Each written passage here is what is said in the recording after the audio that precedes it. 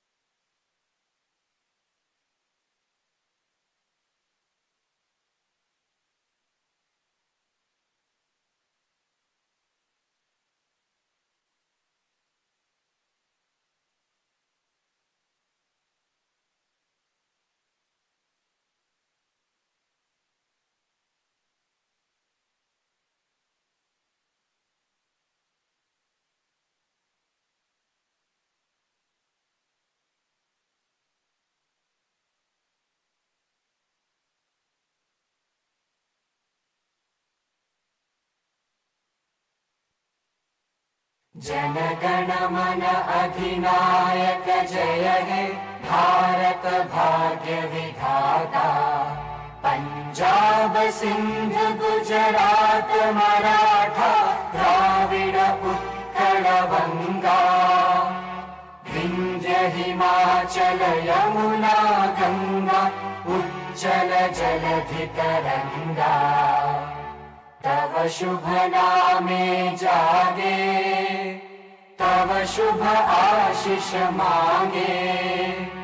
गाहे तव जय गाथा जनगण मंगलदायक जय हे भारत भाग्य विधाता।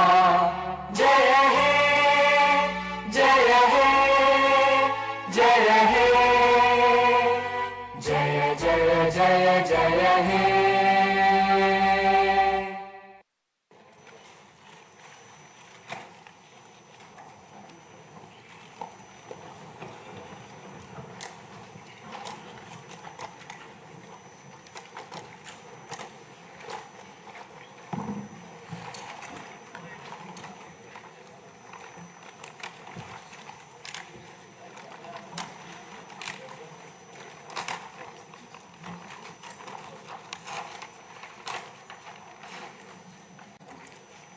Honorable Chairman, Andhra Pradesh State Legislative Council, Honorable Speaker, Andhra Pradesh State Legislative Assembly, Honorable Members of the State Legislature, I am immensely pleased to welcome and congratulate the newly elected Honorable Members of the State Legislative Assembly and members of the Legislative Council to this joint session of the State Legislature being convened for the first time after the General Elections 2024. I would like to take this opportunity to commend the Andhra people's active participation in the electoral process. Their inspiration for change has been unambiguous. Now the responsibility of fulfilling their aspirations lies with all of you. Honorable members, you are aware that due to the supreme sacrifice of Amarajeevi Potti Sriramulu, Andhra Pradesh was formed as the first linguistic state on 1st October 1953 with Kurnool as capital.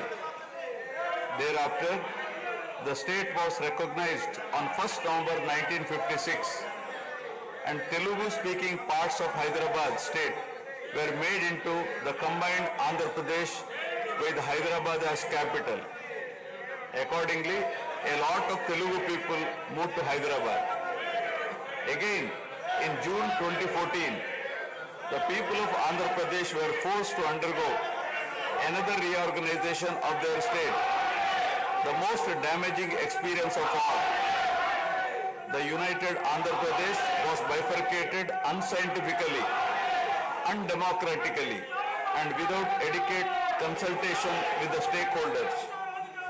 This has left an indelible mark on the minds of the people of the residual state of Andhra Pradesh. The turbulence caused due to multiple state reorganizations and the resultant disruptions have deprived Andhra people of a sustained long period development and progress. Today we stand at a juncture where the people have to again take up the task of rebuilding their state. As time has progressed, it has become evident that the Andhra Pradesh Reorganization Act 2014 does not compensate enough the residual Andhra Pradesh for the loss of prosperity and development opportunities. The state bifurcation has imposed an unprecedented strain on the economy of the state. There are patent inconsistencies in distribution of assets and liabilities, with 58.32% of combined state population. The unscientific bifurcation caused the state to inherit only 46% of the resources, financial loss on account of loss of Hyderabad city, disproportionate debt burden, loss of access to public institutions, loss of national institutions, Government of India PSUs, and institutions of higher learning, etc.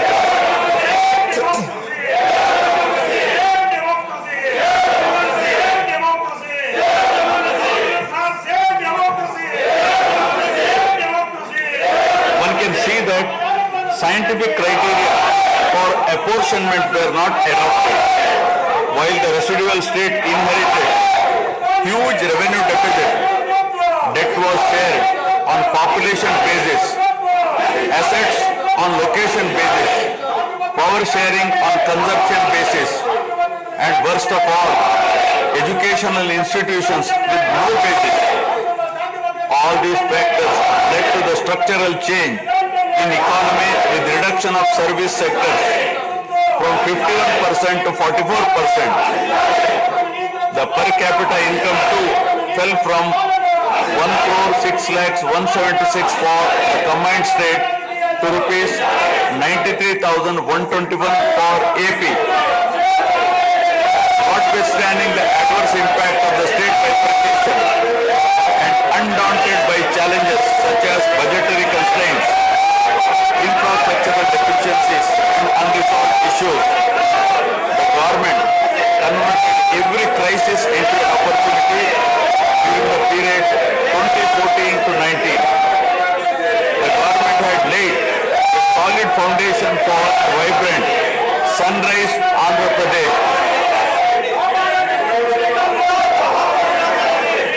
The then government focused on the inherent strengths of the successor state of Andhra Pradesh, its 974-kilometer coastline, providing opportunities for port-led development and requisite environment for manufacturing activities. The fertile river plains supporting agriculture and allied activities, the passing of 3 industrial corridors through the state, rich natural and human resources. A reflection on the state's performance during the 5-year period of 2014 to 19 gives a clear picture of the balancing act between development and welfare. Completion of prestigious Pattasima project by linking of rivers Godavari in a short time of 1 year. Completion of 72% of Polavaram project so that it could be made fully operational by 2021. Prioritization of other irrigation projects, drought proofing measures, real-time governance, development of Amaravati region through land pooling, construction of new secretariat and legislature building are a few examples worthy of mention. All the milestones achieved during 2014 to 19 were possible because of the visionary leadership of Sri Nara Chandrababu Naidu, the Honorable Chief Minister of Andhra Pradesh. In this regime, the state attracted marquee FDIs like Kia Motors, emerging as number one state continuously in ease of doing business rankings. Under his able leadership, the state attracted several investments in various sectors. The government initiated development of Kakinada SEZ Port, Bhavanapadu and Ramayapatnam ports, expanded airports and increased the state road network.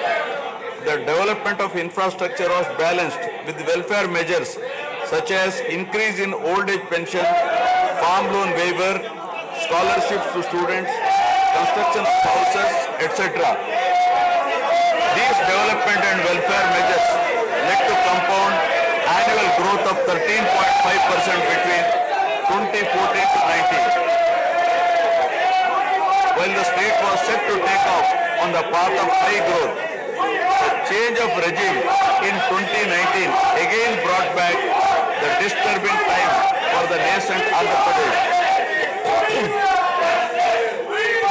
The state that already bore front of bifurcation in 2014 was rather unfortunate to have witnessed yet another bigger debacle in the form of inept governance, where the people were threatened and officers demoralized. In fact, the damage and losses during the period 2019 to 24 have been more severe compared to the state reorganization in June 2014. The government that assumed charge in 2019 started a destructive note with demolition of Praja Vedike that continued unabated till the end of the regime 2024. During this regime, democracy was at peril. People were in a state of fear and hardly enjoyed any freedom of living.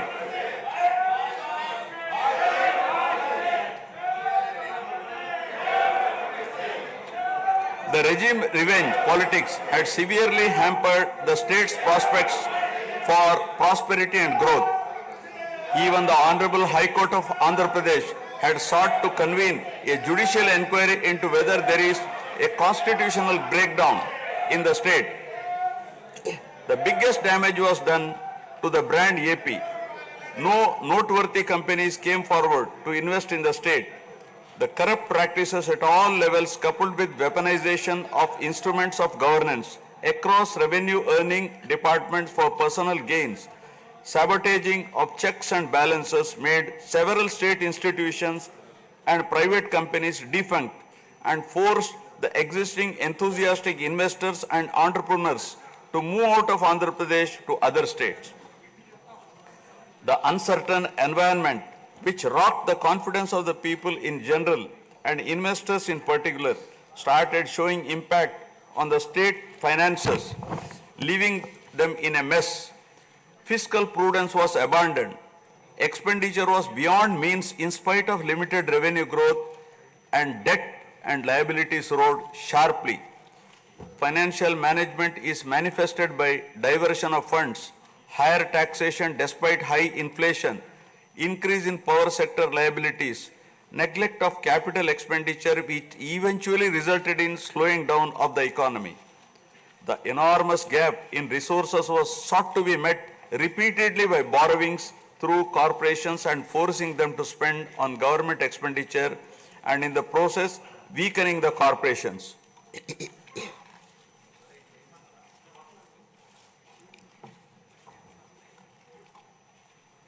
In view of the inordinate delay in clearance of the bills due to strained financial position of the state, many vendors and contractors have approached the High Court of Andhra Pradesh for relief and filed cases against the government. About 25,000 cases have been filed for bill payments, which is unprecedented. The sheer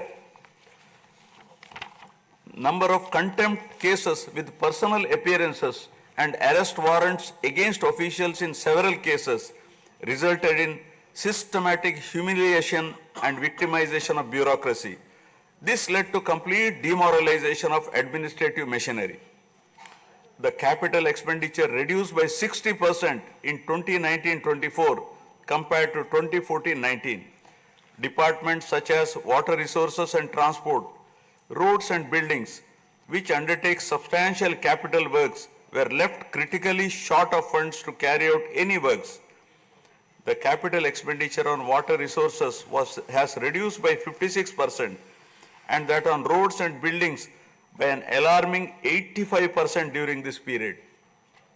The compound annual growth rate of states-owned tax revenue slipped from 12.8% to 8.1% during this period.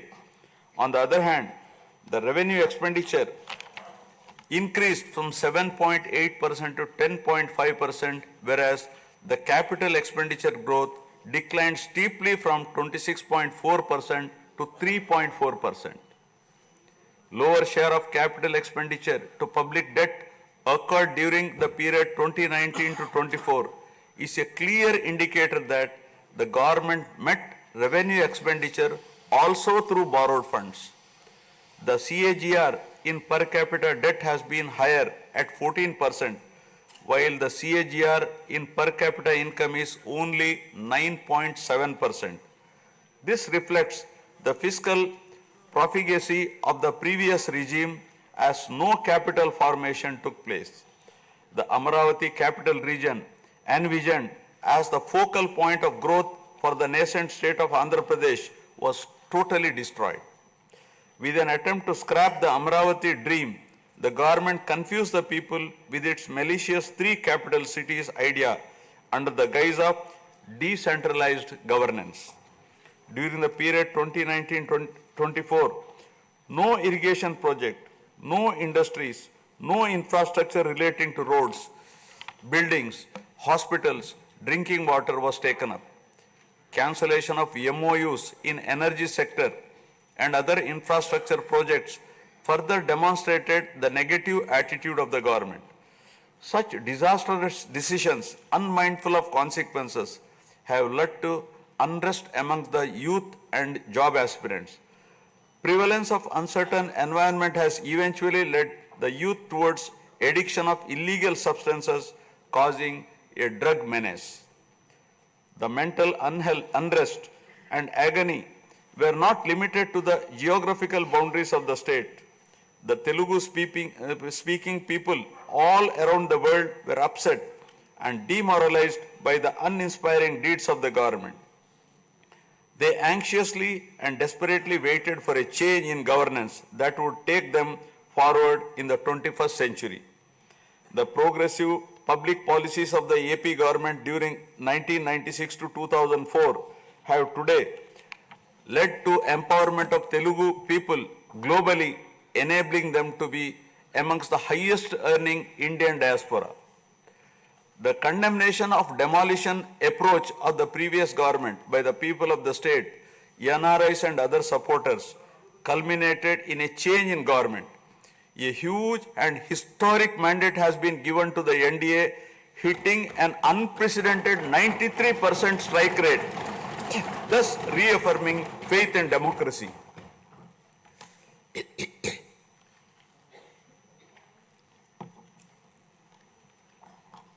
I sincerely congratulate the people of Andhra Pradesh for their wisdom in electing a government that discharges its duties with a futuristic view. Hordes of Andhra people had come from various regions to be part of this historic mandate in favor of future of Andhra Pradesh. The new government has a perfect blend of fresh and experienced honorable members in the assembly.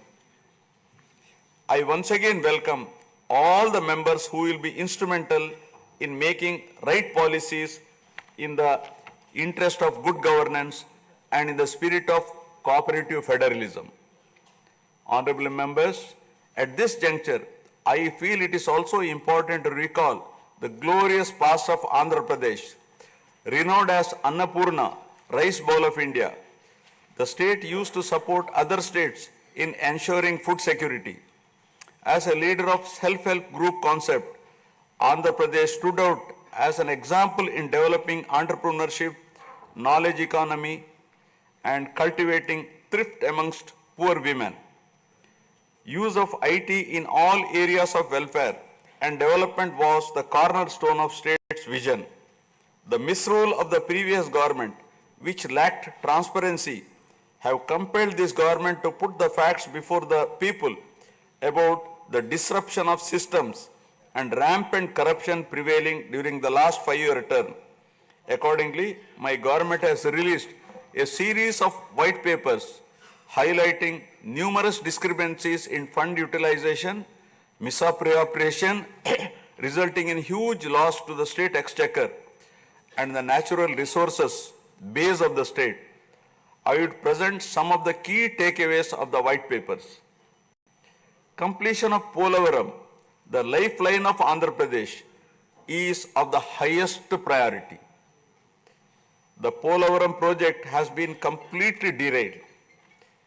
Introduction of reverse tendering and cancelling the agreed contracts have caused an irreparable damage not only to the project but also to the concept of interlinking of rivers and irrigating every acre of land.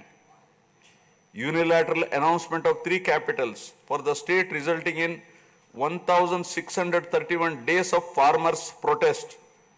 Modification of jurisdiction of the Capital Region Development Authority to 6,993 square kilometers. Shelving preparation of regional master plans. Completing the land acquisition in only 191 acres are some of the events that halted the progress of CRDA.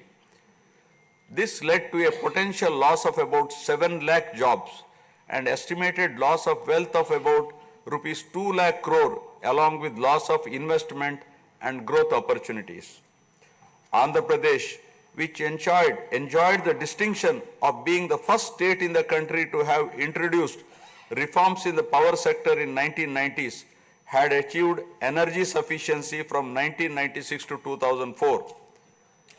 After bifurcation, the state faced an energy deficit of 22.5 MU per day. Again, by bringing second generation's reforms in energy sector and promoting renewable energy, the state become energy surplus by 2018. The state has witnessed an irreparable damage in the recent past. State energy sector has also suffered huge losses to the tune of rupees 1,29,503 crores during the period 2019 to 24. Misappropriation of natural resources such as land, mines and minerals and forests has been widespread. Land grabbing, misappropriation in allotment of house site pattas, violations in land allocation, assignment of land to ineligible beneficiaries, and Resurvey and AP Land Titling Act 2023 have completely eroded the confidence of the people during 2019-24. Put together, an amount of rupees 35,576 crore covering 1.75 lakh acres has been estimated as a loss, and the fundamental right of the people to own their property was affected. Looting of sand and mineral wealth is another area that resulted in huge loss to the exchequer and involved corruption. My government has initially estimated that an amount of rupees 19,000 crore has been lost due to illegal activities in these areas. Due to the unfriendly sand policy, 20 lakh construction workers have become unemployed. Due to the inefficient, inappropriate policy making and laxity in enforcement during the periods 2019-24, a cumulative loss to the tune of 9,750 crore has been incurred in mineral revenue. Huge damage has been done to environment. Smuggling of precious red sanders from forests has taken place with the revenue from the sale of red sanders dropping from rupees 1,623 crore in 2014-19 to rupees 441 crore in 2019-24. The destruction of mangrove forest land and Rishikonda Hill in Vishakhapatnam have also damaged the state's heritage and culture. The government misused law and order machinery during 2019-24 by harassing dissenting voices. There was rise in crime against women, children, atrocities on innocent people, especially the SC, STs and other vulnerable sections. The people lost faith in the government's ability to maintain rule of law.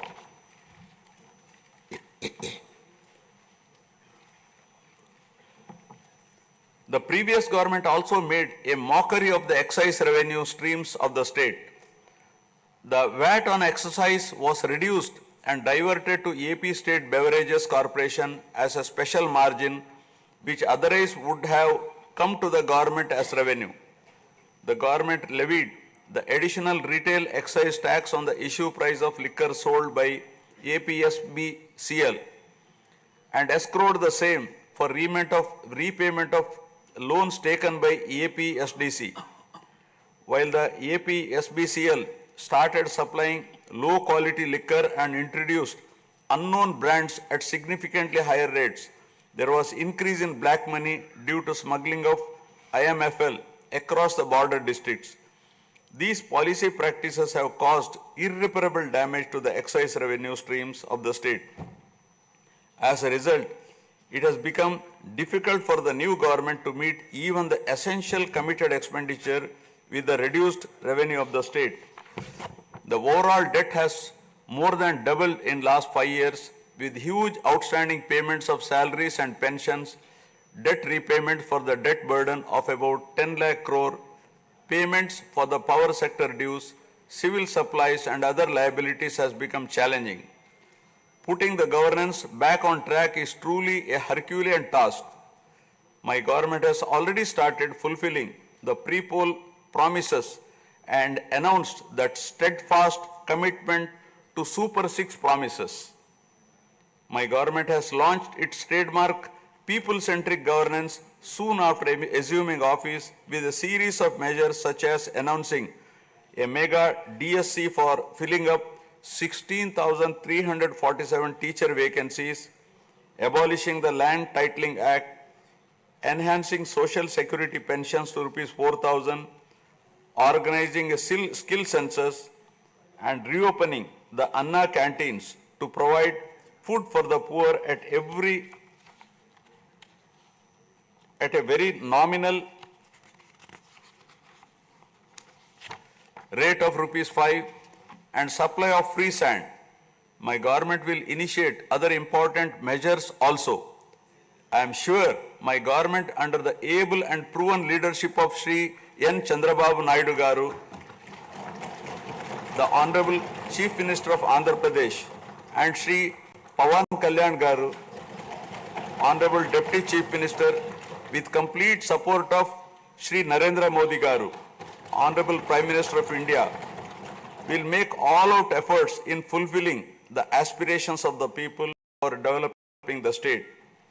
Initiating the process, the Honorable Chief Minister visited New Delhi to meet the Honorable Prime Minister and other union ministers concerned, apprised them of the grim financial situation. During the visit, special requests have also been made for hand-holding by the center and extending liberal support to the state. I appeal to the people of the state to understand the current alarming financial situation and cooperate with the government in rebuilding the state. The massive destruction which resulted in huge loss of natural resource base and human value system really makes the reconstruction process difficult and time-taking one.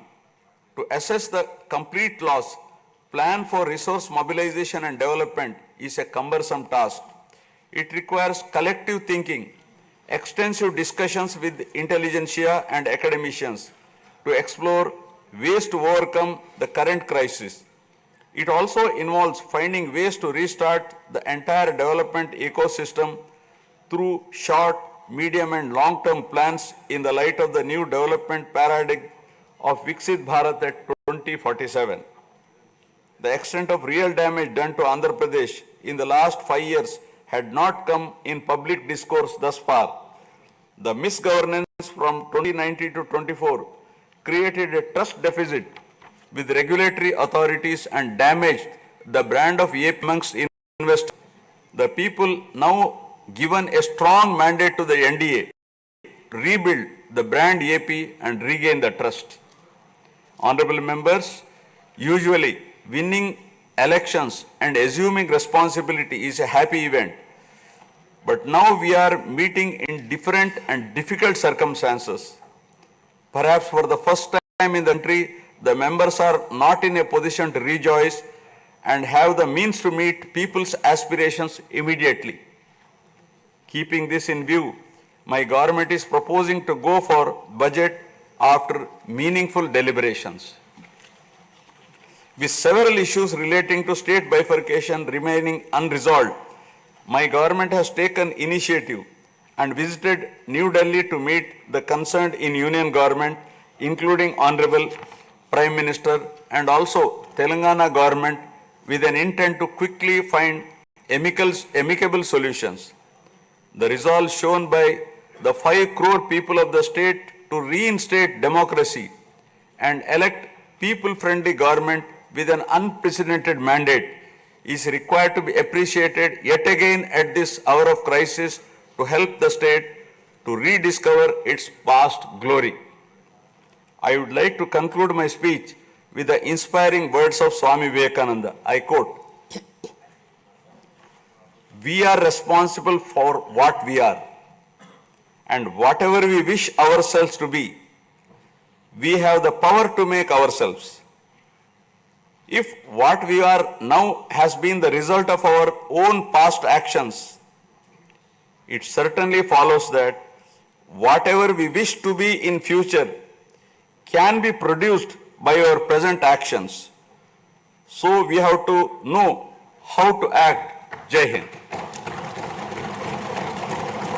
Jana Gana मन अधिनायक जय हे भारत भाग्य विधाता।